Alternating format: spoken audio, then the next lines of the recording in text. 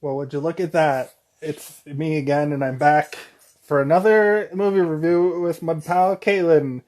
This is, I don't know, we haven't really ever come up with a name for it, but like beard reviews, but Caitlin like doesn't have a beard anymore. So I will invite him to the live. I've invited my co-host to the live. He's joined the chat. Let's make sure that we can hear each other. He's requesting to Uh, join. Go live with Cage. how do you get Hello. that cool effect? What effect? This is what my face looks like. I was listening to you the whole time. I still have a beard. It's just not as gnarly. This is what my Fucking up. yeah. It's a little slow. A little slow there, man. Do you have some sort of filter But effect or something on your thing? no, I'm in the '90s. Whoa, dude! It's the '90s. Totally tubular, dude. So this is actually a good filter because the movie we actually watched was Be Kind, Rewind. That's my wife walking away in the background. Hi, Mrs. When So are we gonna that's get? what? This is fucking me up. How do I get I this turn thing these. out What of? are you trying to do? Like, there's a thing. Maybe I don't. The little request box is in the way of my face. I can't see my face. Oh, can you What a what a can, what a vain person. can you click? Can you click on it? Let me see what this does. No. Oh, good thing I didn't have Oh, porn on. no, I just saw. I just saw what was ever behind you. Whatever was behind you. I've been watching what's it called? The reporter, the Hollywood Reporter roundtables, like when they talk to like actors and directors and shit and writers. And then what Uh, happened? it's um, it's a combination of things. It's insightful. It's cool to like hear about the technical side of things. It can be fun. Like some people have like like, oh, that seems like a person like that I would hang out with or whatever kind of thing, and like joke around or whatever. Or they have like funny stories of things that happened, and yeah. What, like Bradley Cooper? Oh, oh, am I freezing? No, you're good right now. You should. Are you on your like wireless cut, like your Wi-Fi, or are you on your like LTE connection? Oh, you know what? I could probably switch over to LTE. Yeah. Let me try that. 1 second. This is the Don't worst go show anywhere. on the internet. Burn up. Where are you? It's the little sparkle bit. See how it's like. I don't know if you have that ability. Look, it's my whole face. Am I back? Yeah. I So we're immediately having technical difficulties. Hi, Madison. You guys wave to each other live on the show. Oh, let me get the box. Let me get the DVD cover or whatever. Get the DVD cover so everybody knows we're watching. I have it on in the background here. I don't want to show this for too long because I don't want to get a content strike. I'm watching it just so as I talk about it, I can glance over and see our boy Danny Glover. That's up my nose. That's not the movie. Um, so I'll be commenting. I mean, this podcast is only an hour, but I will be making reference to the movie I'm watching currently.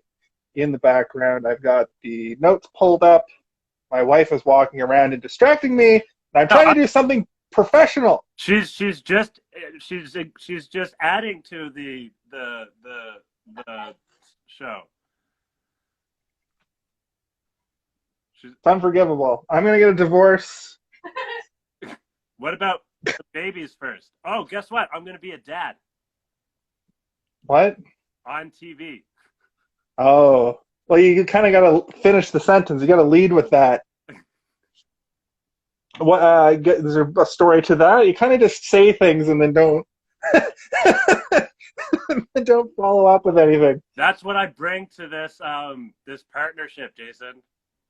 That's what keeps the viewers, whatever. You know, this whole thing was your idea, right? But I find that I'm the one that has to start the live. I'm the one that has to like probe you for more information about what you're talking about. So that's a valid point. I did, I guess, instigate wanting to try and get involved with your, because like you started getting into like doing movie reviews and stuff. Did you ever end up checking out that Rewatchables podcast? No, but I still have it written down somewhere. I'm a busy man, Kaylin. You know that about me. For sure. But it's in my mind, the way that I see this is basically this is mostly your baby, and I'm almost like a guest or whatever. Like what? This is your idea? Okay, that's fair, and it's funny that you should say that because I have hosted or co-hosted every podcast I've ever done. I've never been in your position, and when you came up with this idea, I was hoping I would be in the position of the other guy. Oh, but once again, why are my lips so white? What is that? Is that just the reflection of the computer screen, and it's just for some reason reflection of the computer screen? Yeah. It looks like I'm a crackhead. Especially right there. Especially right there. Yeah, or I just brushed my teeth. Looks like I'm a crackhead mostly, though. If you want me to give you the weight of this these live reviews, I'll try. I mean, it's cool. I got all the pertinent information. I got the movie up on the screen. Let's talk about Be Kind Rewind. How did you enjoy this movie? I'm sure you've seen it many times, as I have as well. Let's start off by let's talk about how we feel about it, because it's weird. Jack Black, I think, had already done King Kong at this point. He's already like a mainstream star by the time this movie comes out. What is? Of course, Tenacious D. It's 2006, wasn't it? I'm pretty sure this movie is 2004. 2008. Okay, so, yeah, never mind. It says original screenplay 2004. Okay, it's... Okay, yeah, 2008. Yeah. Is it based on like a short film or something? Not that I could find in my research about it, but I really couldn't find very much about it. That's true, me either, because it's weird. Like, Mos Def feels perfect for this role, but Jack Black sticks out to me for some reason. I don't know. I can't put my finger on it. He's somehow playing the same character he plays in every movie, but it's almost like not the right role for him or something. Yeah. But he's still great.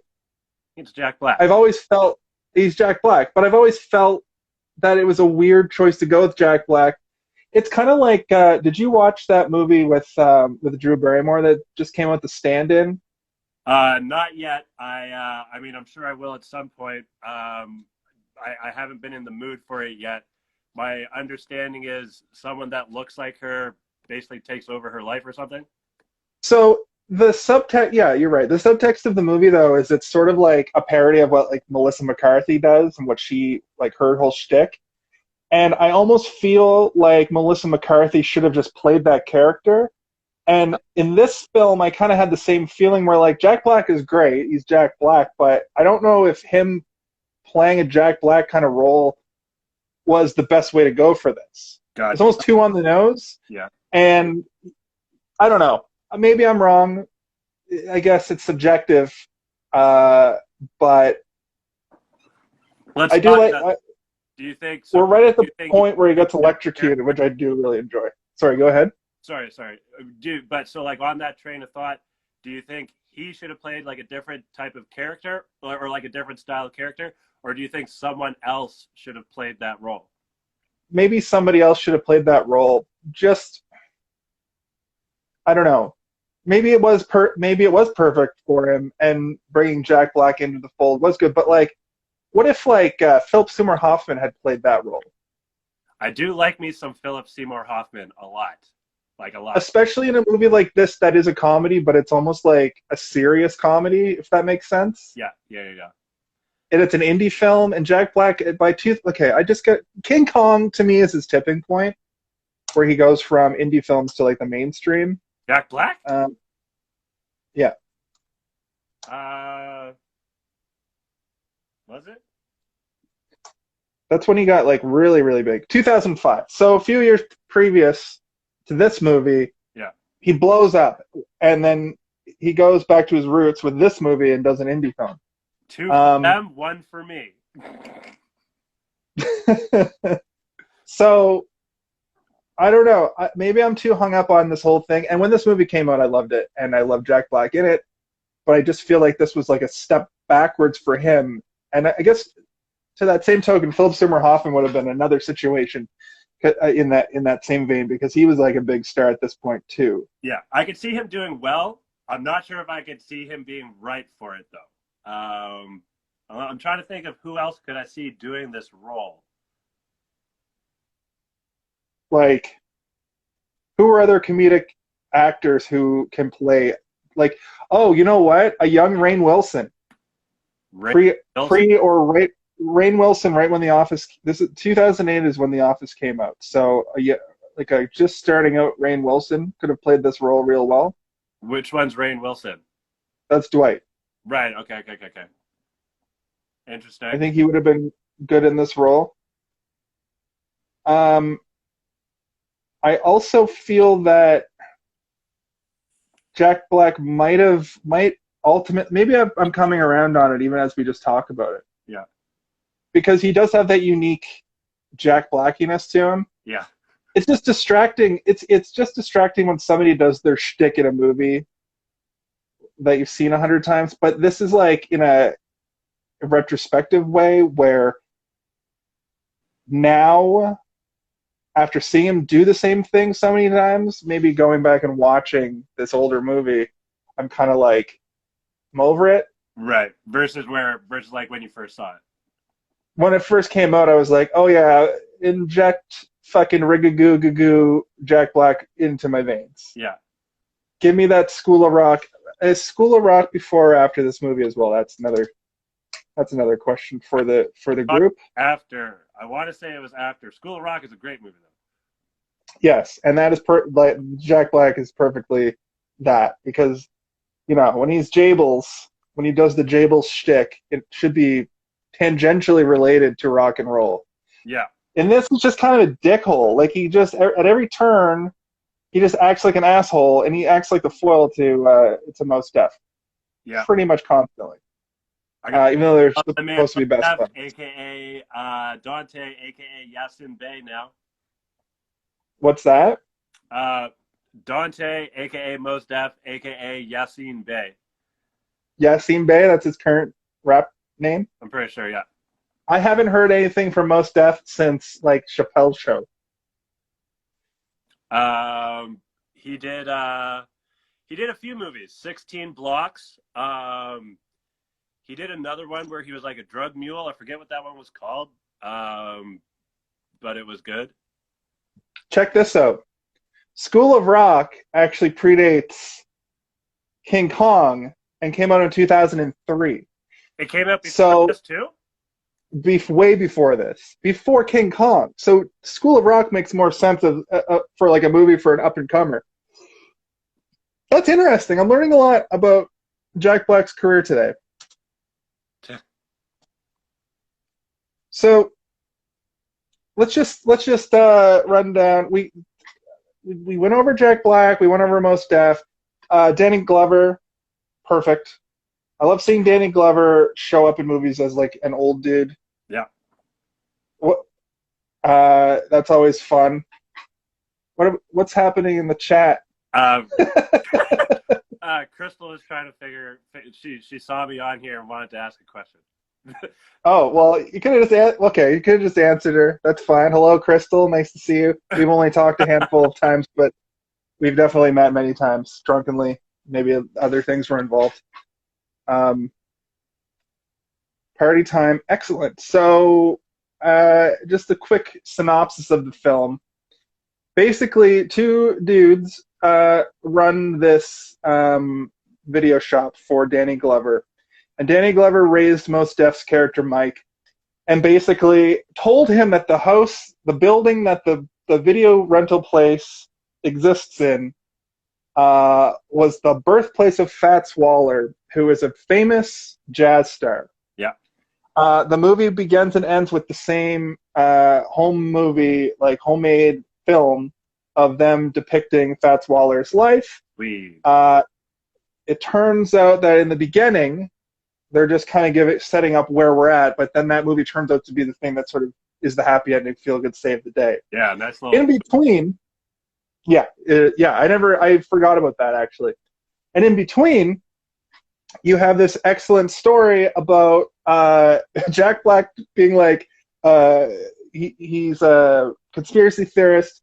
He thinks that the power plant down the street he lives in he lives in a junkyard. Yeah. He thinks that the power plant is scrambling or trying to scramble everybody's brains.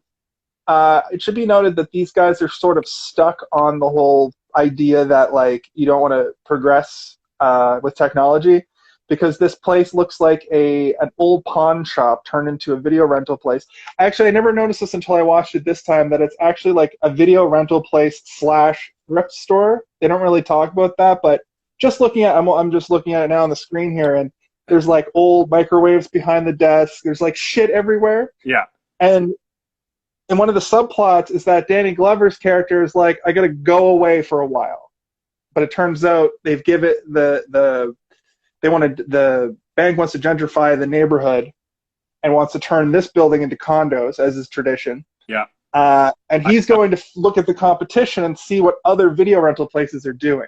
Yeah. It turns out that this isn't a period piece. This isn't set in 1996 when video rental is still a thing. This is set in 2008 when DVDs are now a new thing. Yeah. The thing. Yeah.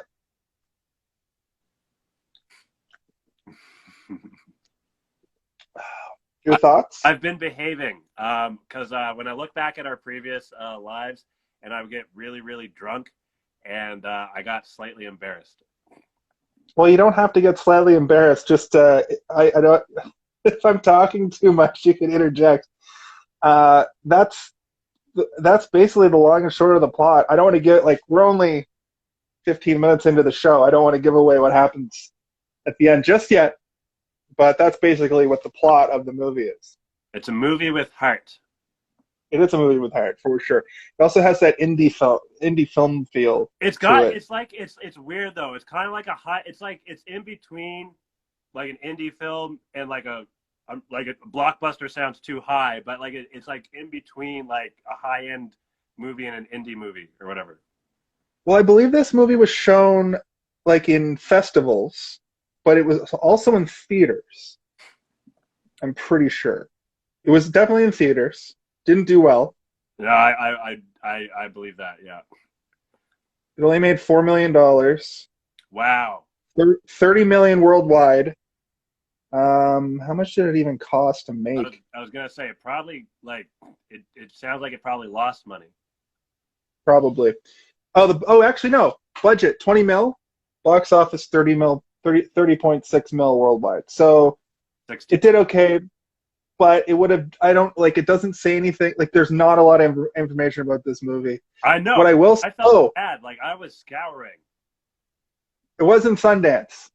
Yeah. So it did debut in Sundance, and then it came out in theaters the next month. So, but it doesn't say if it won any awards. It's got less than a page on Wikipedia. So Michael Gondry, the guy who directed the movie and wrote it, he's actually made a couple other things of note, including Kidding, which is the show starring Jim Carrey where he plays he's like a kid's entertainer, but he's kind of aging. It's yeah, I haven't seen it, but yeah, he's got long hair or something. Yeah. And he also directed an episode of Flight of the Conchords. He directed Dave Chappelle's Block Party. Okay. Which I didn't know. That's cool. A bunch of short films, and then he directed The Green Hornet. with Seth Rogen. Yeah, yeah, yeah. Okay, so his other big movie, his other big one is Eternal Sunshine of the Spotless Mind, Like which he co-wrote with Charlie Kaufman and Pierre Bismuth, who I've never heard of, but we've heard of Charlie Kaufman before. yeah. And that would be his like claim to fame. And he's got some other movies I've never heard of, but he's got a good pedigree, which is interesting. Holy shit. He's also directed like fucking 200 music videos. What kind of music? Let's see here. Okay, Kanye West. What? He directed the music video for "Heard 'Em Say" by Kanye. Okay, I was actually gonna guess that. Like when you said Kanye West, I'm like, what could he have? Oh, you know what? He probably did one of, because I think there's like 3 different cuts for that music. Like I think there's 3 different music videos for that song, and I can definitely see. It's probably the one in the mall, right? The one in the store. Whatever U.S. version is. Yeah. So I'm not sure. A lot of indie rock, like the White Stripes. He did a Paul McCartney song, "Dance Tonight." Bjork, Beck, the Vines. Let's see here. Kylie Minogue. He's Chemical Brothers, a couple songs by Chemical Brothers, Rolling Stones. He directed a music video for "Gimme Shelter" by the Rolling Stones, which must have been like a best of album came out or something, because "Gimme Shelter" is a song from like the 60s or 70s. Yeah. And that was in 1998. So it must have been that thing where in the 90s a lot of bands put out like best of albums, but like not like when like the record label puts out a best of album, but when like the band puts out the best of, if that makes sense, like a more important best of album. Right. That must have been what that is. Concert type music video or something. Yeah, it could have been that as well. Wow, he goes back pretty far too. Like he started directing in like the 80s. So yeah, he's a decorated director who's done, Eternal Sunshine of the Spotless Mind is probably the biggest movie he's done. Great movie. Most mainstream success. And Kidding, the TV show, actually it has done very well for itself. I believe it's on Showtime or HBO. I guess I could literally just look it up because I'm looking at a computer. I'm looking at a computer, Kaylin. I'm also trying to bring up some details here on the computer. Tell him something stupid. Let's see. So you got Danny Glover, from your Lethal Weapon, your Dumbo drop. Predator 2. Yeah. You got your Jack Black. One of the movies I always think of first with Jack Black is Orange County, when he's the brother. Yeah. I'm trying to think of my first introduction to him. Oh, that's like one of, besides like High Fidelity, might be Cable Guy. He was also having a role in Cable Guy. I think that might have been the first thing that I seen him in, maybe. But Orange County is. Oops, sorry. Go ahead. No, you go ahead. I was just going to say Orange County is 2002. There was a movie he was in with Brittany Murphy, briefly, where he plays like they all do mushrooms. Fuck, what was that movie? Where they do mushrooms. Brittany Murphy. Yeah, he plays like a Bong Water. Did you ever see Bong Water? No. Sounds good, though. It's just a stoner movie from the late 80s. See, but Jack Black got his start on like Mr. Show as like, you know what I mean? Like he was just one of those like background characters on like the Mr. Show. Was Mr. Show that one with the 2 guys, Mike or something, and Mr. Mo or something like that? Is that Mr. Show, or am I thinking of something else? No, that was The Buzz. with Darren and Mo. Yeah, but yeah, that's what it was. That's fucking hilarious. You should say that because on TikTok, I followed Darren Jones. Yeah. And I commented, I was like, I was just trolling. I was just like, fuck, where do I know you from? Is it MTV or is it YTV? I refused to Google it. And it turned out, and he commented like, oh, fuck, like jokingly. And then I looked it up, and it was called The Buzz, which I think was just like a sketch comedy show. Yeah. And then I commented again, oh, shit, it was The Buzz with Mr. Mo. And he was like, yeah, you got it. Yeah. So I've actually talked to that guy via TikTok, which is fucking hilarious. But no, Mr. Show is David Cross and Bob Odenkirk. Oh, the show yes. from HBO in the 90s. It was a sketch comedy show that was sort of changed up the whole sketch comedy thing. But after that, HBO gave Tenacious D their own show called Tenacious D. That was basically the framework for what the movie would become. Mm-hmm. But in that, it was just little Cage and Jables going on adventures. Mm-hmm. And Jack Black, one of my favorite episodes is they go to the Jesus Ranch where they do mushrooms. That's why I was thinking about this movie Bongwater, because in Bongwater he plays like they go to a farm that's like sus and do mushrooms. I know a lot about Jack Black because when I was in my early 20s, I fucking idolized him. Yeah, I can see it. I kind of looked like him. No, not really. When I was in my early 20s?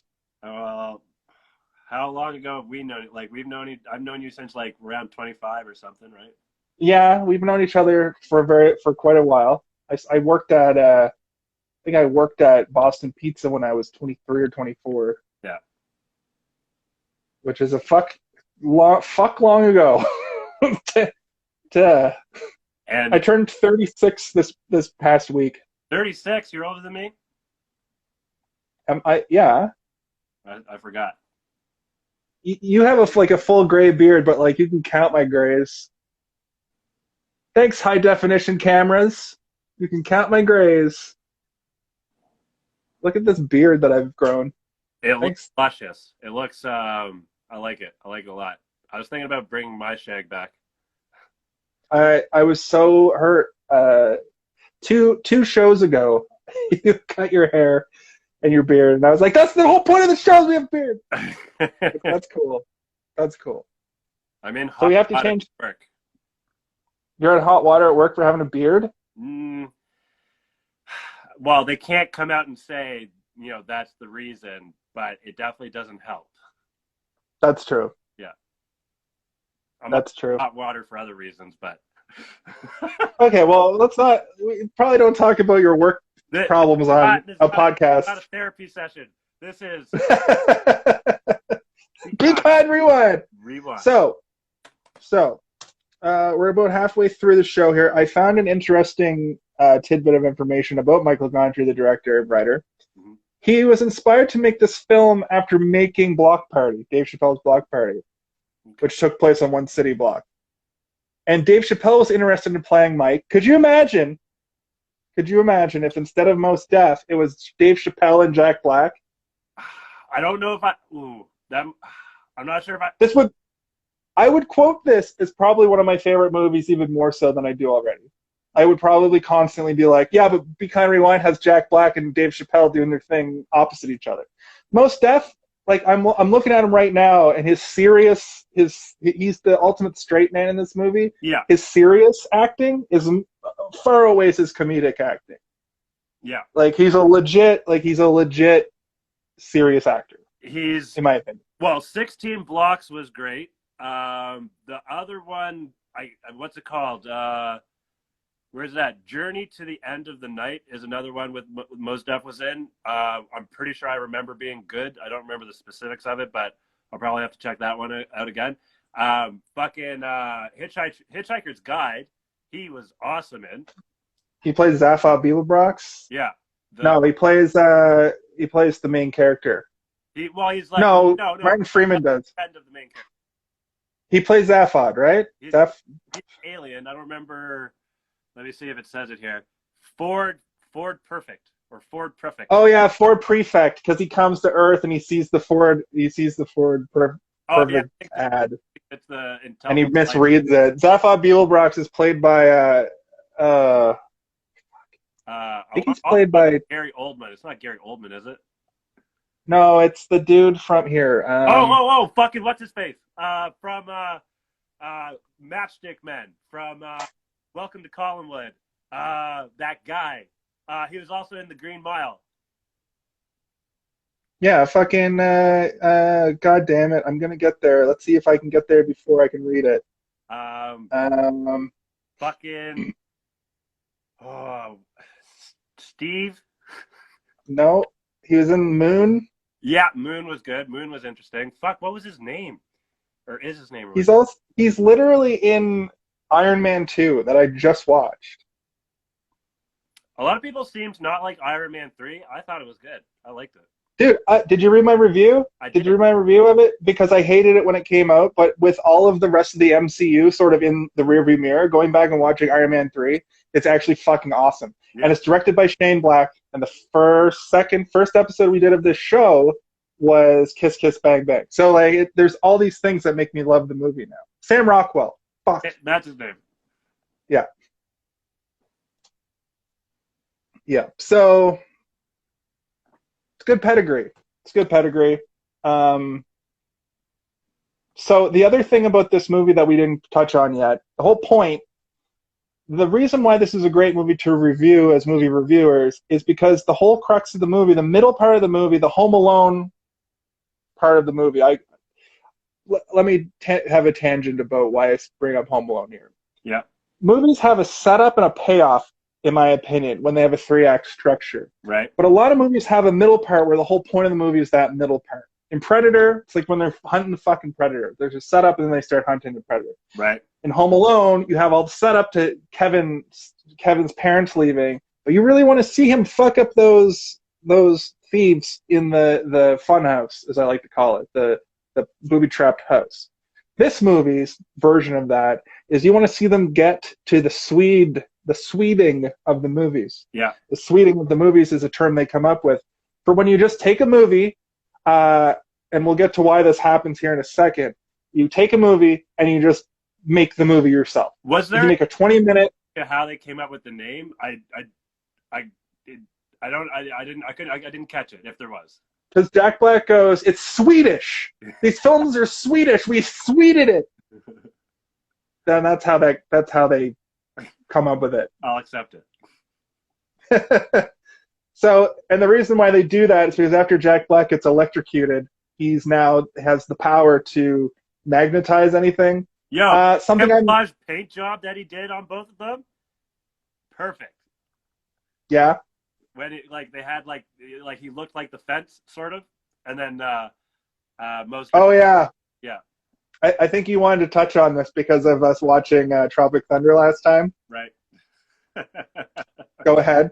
What were your thoughts, Kalen? Well, so this is the last movie review we did was Tropic Thunder, and one of the characters was doing blackface the whole movie, which is not something that is easily accomplished, to say the least. And then this was totally, I forgot all about it or whatever when I mentioned this movie.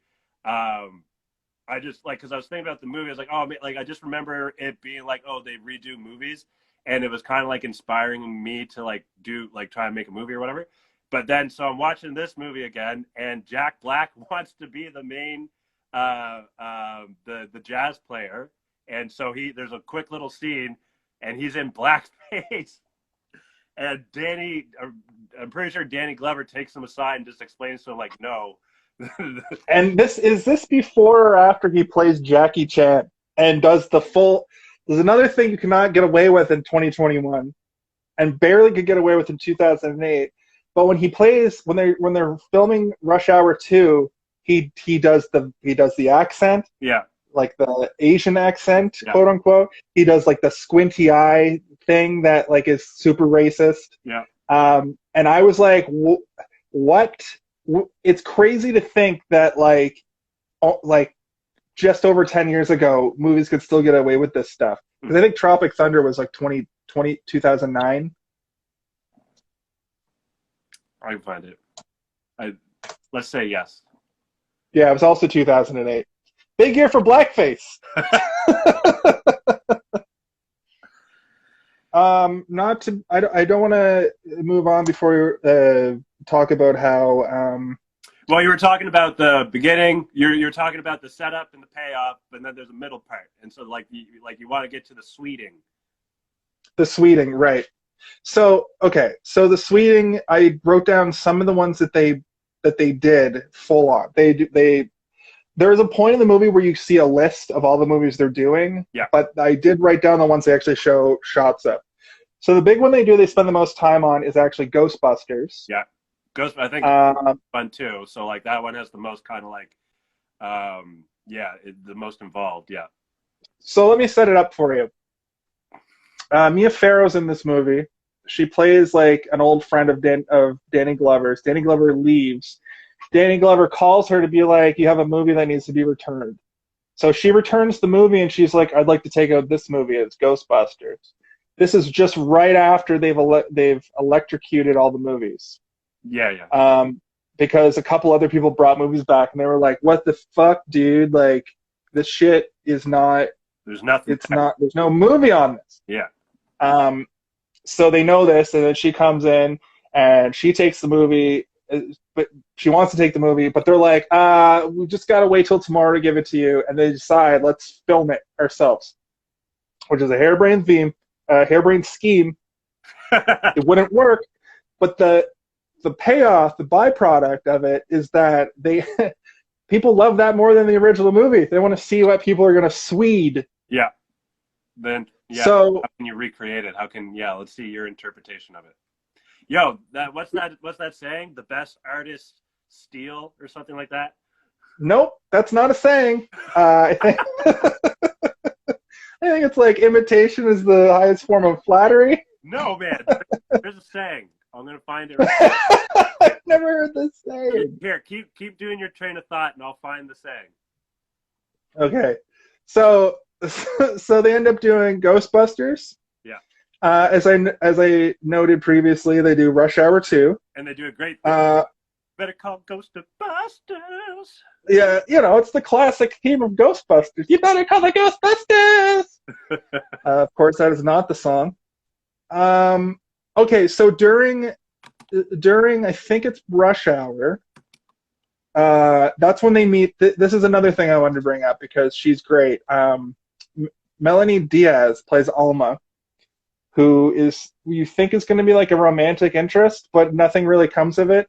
Well, and most have tries. Like, oh man, you and Jack Black have all the scenes and stuff. Also, and he goes in for the kiss, and she's like, "What are you doing?" And he's like, "I don't know." That's it. Why not?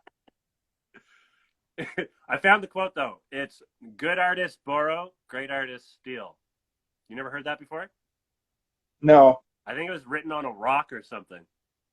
I must be. You know what I saw? Have I ever brought this up on the show before? You know a great quote I saw written on the back of a stall door, a bathroom stall door. Nice. Was your poop might be the biggest poop of the day. I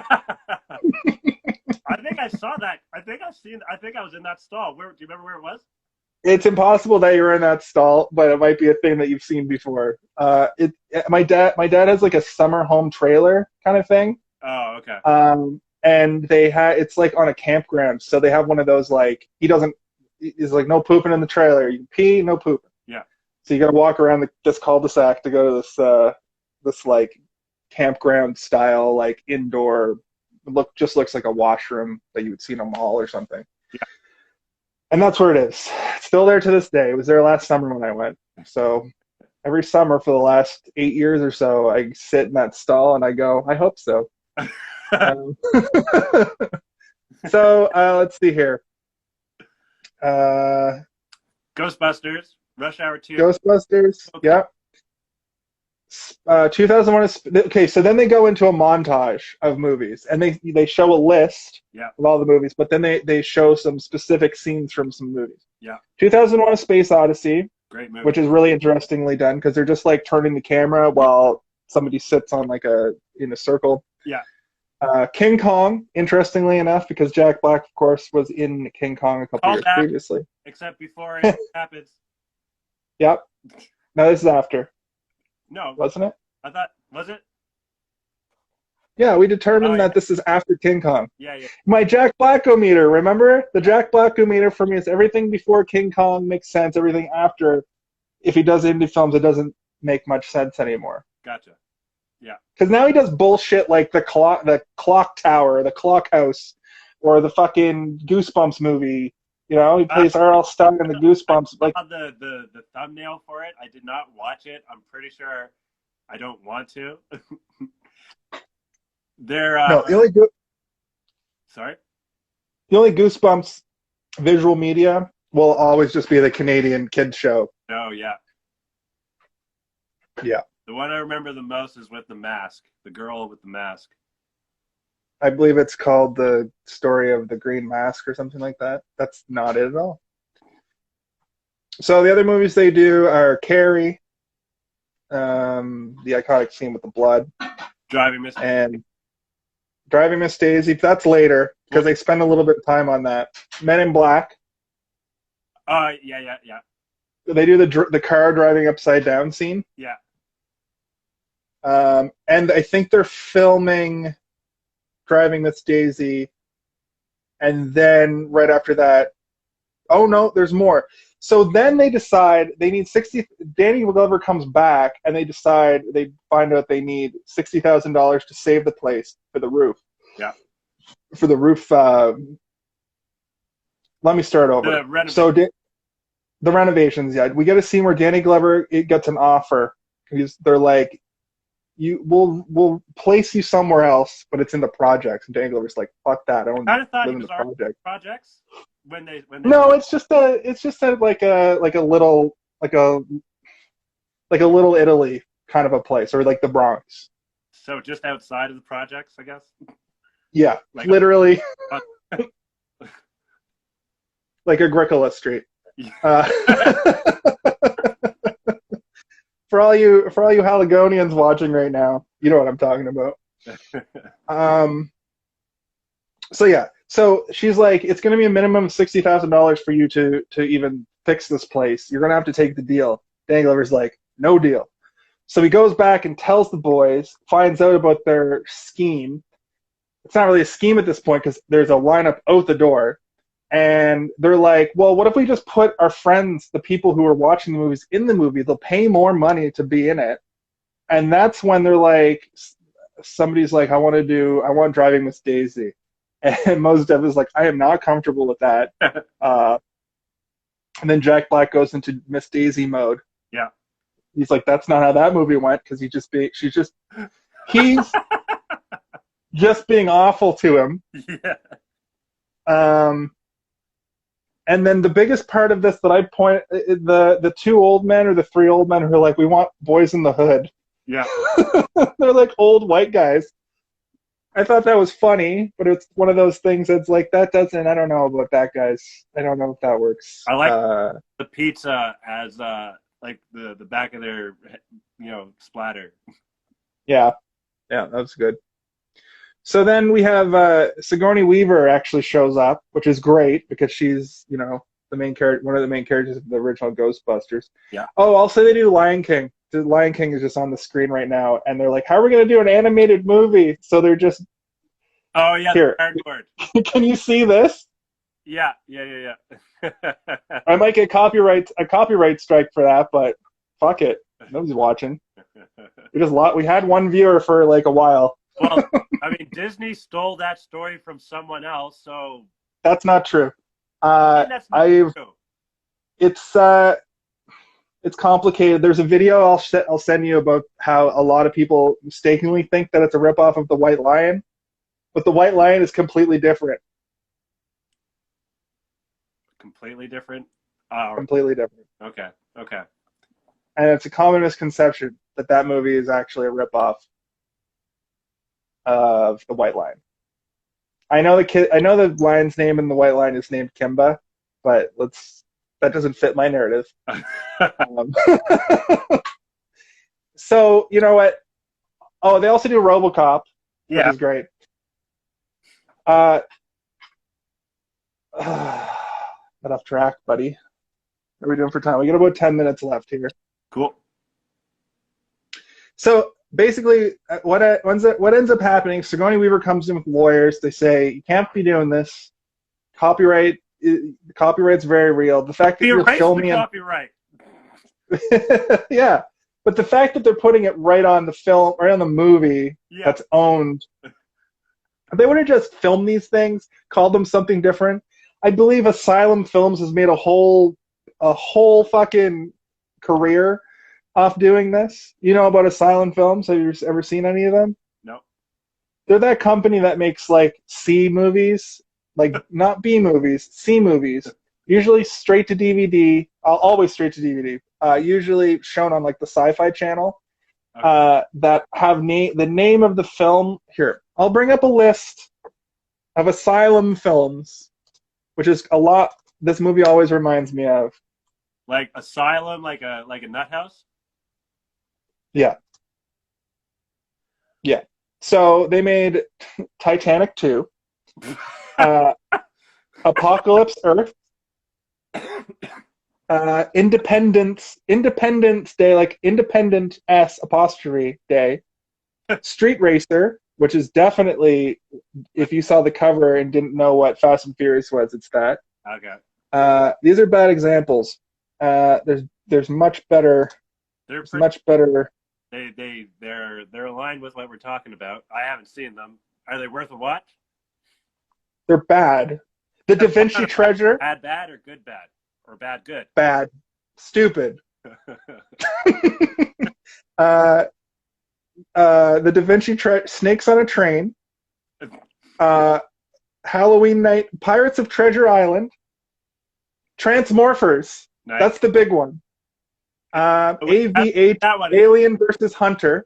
Is the Transmorphers, is it cartoon or CGI, or is it? It's like bad bad CGI. But like live action and CGI? Yeah. Interesting. The Day the Earth Stopped. What was the original one called? Stood Still? The Day the Earth Stood Still. Yeah. 18-Year-Old Virgin. Princess of Mars. So if you look at the years that these movies came out, you can find, like, if you look at the movies of that year that are real movies, you can see the, like, parallels. Let's look at 2020. Battle Star Wars. Collision Earth. Fast and Fierce Death Race. Top Gunner. Shark Season. Monster Hunters. Asteroidageddon. So they just make like bad movies. Oh, in 2021, making a living off of it. In 2021, they put out 2 films you may recognize what they are parodies of: Ape versus Monster. Oh yeah. And The Rebels of PT-218, which is kind of like a Star Wars-y kind of a name. Interesting. So yeah, that's kind of their shtick. So that's what Sweding reminds me of, even though it's like they make like not like big budget movies, but like the kind of movie your grandmother would see and be like, "Oh, my grandson likes Transformers. I can't read anymore." I got you that movie you were talking about, Transmorphers. Thanks, Anna.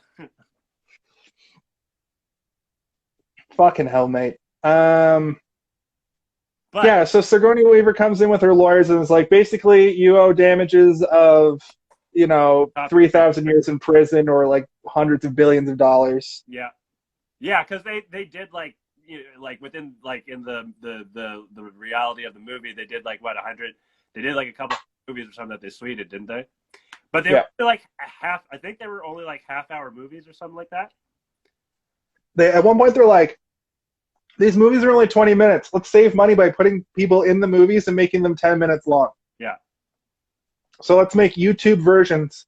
And I've seen now on YouTube, and and like a lot of like smaller for like TikTok and Instagram, there's a channel that makes like Sweden style movies, like they do shot scenes, but they use like household items. If I see it come up on TikTok, I'll send it to you. Cool. If I see it. But the idea of making like a home movie style version of old movies goes back to people making fan films of Batman and Star Wars, Yeah. Okay, I can see a list right here. Super Flying Male, that's Superman. Carrie, Men in Black, When We Were Kings. He plays... Oh, no, he doesn't. He plays somebody else. If the scene goes by fast enough, I'll be able to list some better names off. I've seen a few fan-made like trailers or whatever. There was one, I forget what it's called. It's a Ninja Turtles movie. It's like Attack of the Foot or something like that. And it's like a little 5-minute thing, but it's like dark and gritty. That one's really good. There's a few Dragon Ball Z live action movie trailers that they're trying to get like kickstarted to like do the actual thing that looks a lot better than I think the one that came out was from Fox or whatever, but trash. Well, I can think of three versions that are bigger budget, but sort of in the same vein. Deadpool. Yeah. Ryan Reynolds put the money out to make like a screen test for the Deadpool suit, which is in the movie. He leaked it, which basically got the project greenlit or whatever. There's a short film called Venom about basically the same universe style Venom. It's more of a detective thing, and that's sort of what the newer comic book detectives are with Venom. But it's sort of this like gritty detective thing with Venom. And that sort of got the ball rolling for the newer Venom movie. Reporter kind of thing? The what, sorry? Like a detective reporter or something? Yeah. And then the other one, the Mortal Kombat movie that just came out, is directly from that like miniseries, that internet miniseries that was made. Yeah. That sort of garnered interest. Mm-hmm. So like this kind of stuff happens, and like I think this movie might have been a little bit ahead of its time. Mm-hmm. Overall. Oh wait, it's like my review for Thor: The Dark World is right after my like notes, and I was like, wait, Zachary Levi's not in this movie, because Zachary Levi is in Thor: The Dark World, but he's only in that, and then they replaced him. They replaced that actor with the different actor. Yeah, for that character. Okay. So to wrap things up, they're making good money, keeping this place alive. But what ends up happening is Danny Glover doesn't take the deal. He doesn't get the money together, but they do make one final film, and that's the movie I was talking about at the beginning. Yep. They make Everybody Gets In on It movie about Fats Waller, who is the famous jazz musician. Yeah. And it's great. And they get the whole community to come in and sit in and watch the film. And in the 11th hour, the guy from the bank comes, and he's like, you guys got to shut it down. Like, we got the bulldozers here ready to tear it down. Yeah. And he's just like, I took the deal. Just give me 10 minutes to show these people. But the thing is, it was all a lie. Danny Glover told that to Mos Def to, like, give him something to hold on to give him heart and spirit. So, at the end of the day, all of it was stupid and didn't matter. But the whole but also outside though, watching from the projection on the window or the bed sheet or whatever it was. Oh yeah, because there's that whole subplot where when Danny Glover's at the video store, late, like he goes and leaves, but then what? His rival, like the other video store owner. Yeah, it's basically just a Blockbuster.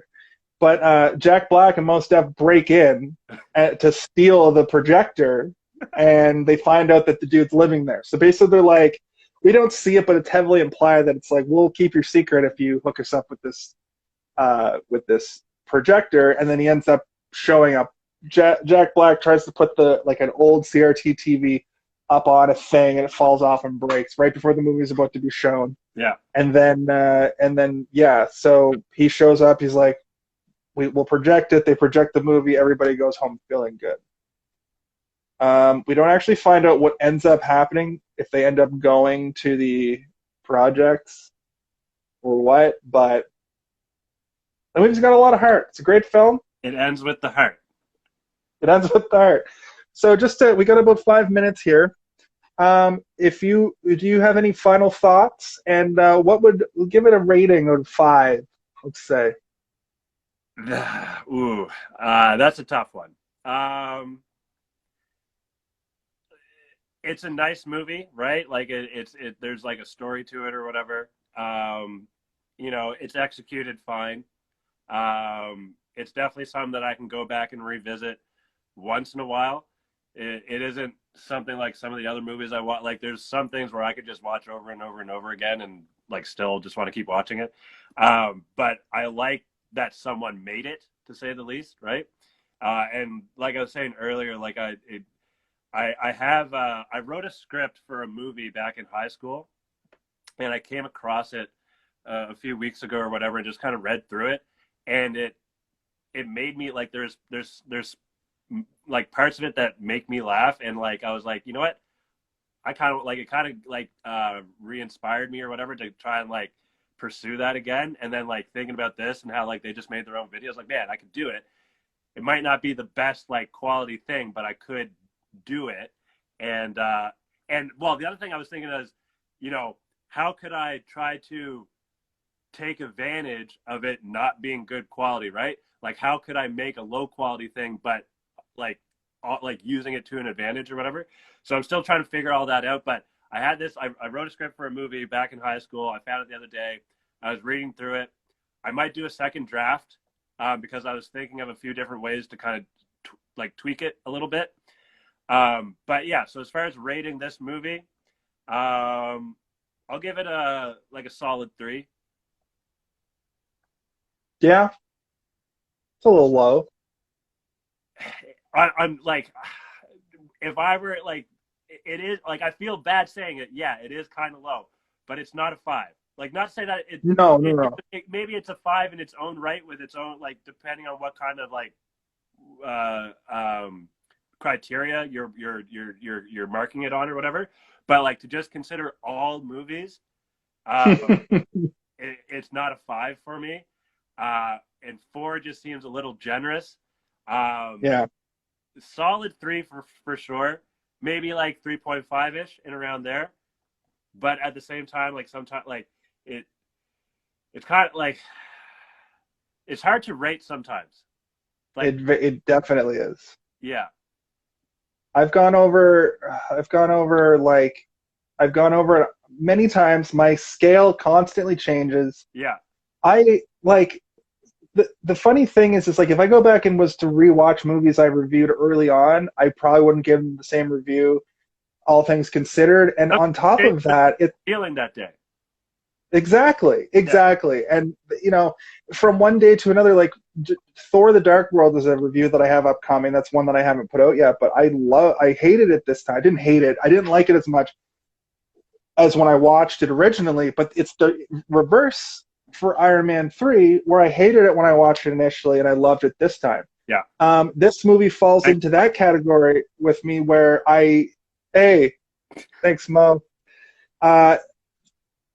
This movie falls into that category where I liked it a lot and I really appreciated what it was doing, but I just found that it was a movie out of time in 2021. I give it a 3.5, and I had it at a 3.8, but talking about things sometimes moves it down a little bit, and we didn't.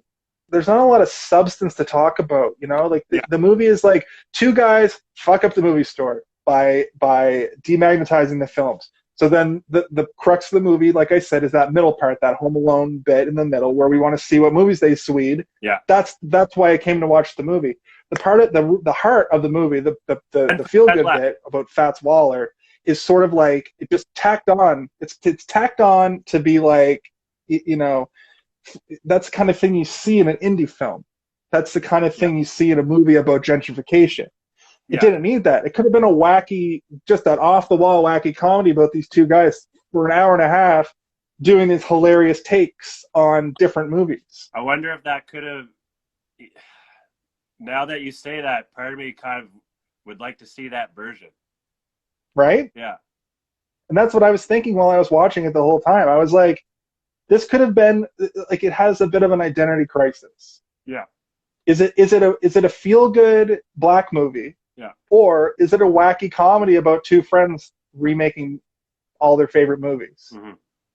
You want to make? But yeah, I do. Of course, I do. Once the pandemic's over, we'll make some shit happen.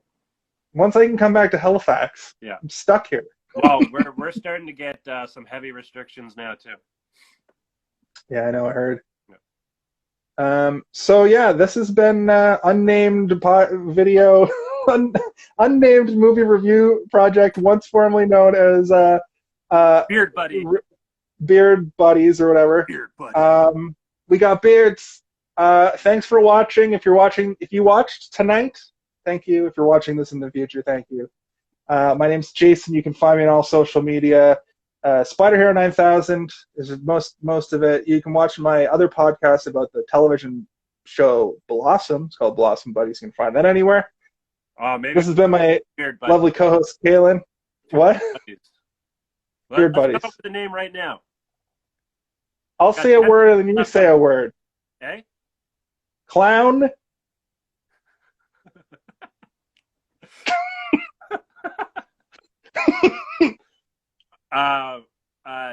Hey, did you see this one? Can we call it that? Hey, did you see this one? Is actually a good one. Good name. All right, I'll put my vote in. And cool. All of our viewers at home, send us your picks or whatever. Yeah, put a comment with your pick. Tell us how you feel. Talk to us. We like to hear. We like to hear. I like to hear. Sorry for the hearing impaired. You probably can't hear this anyway. Okay. Bye.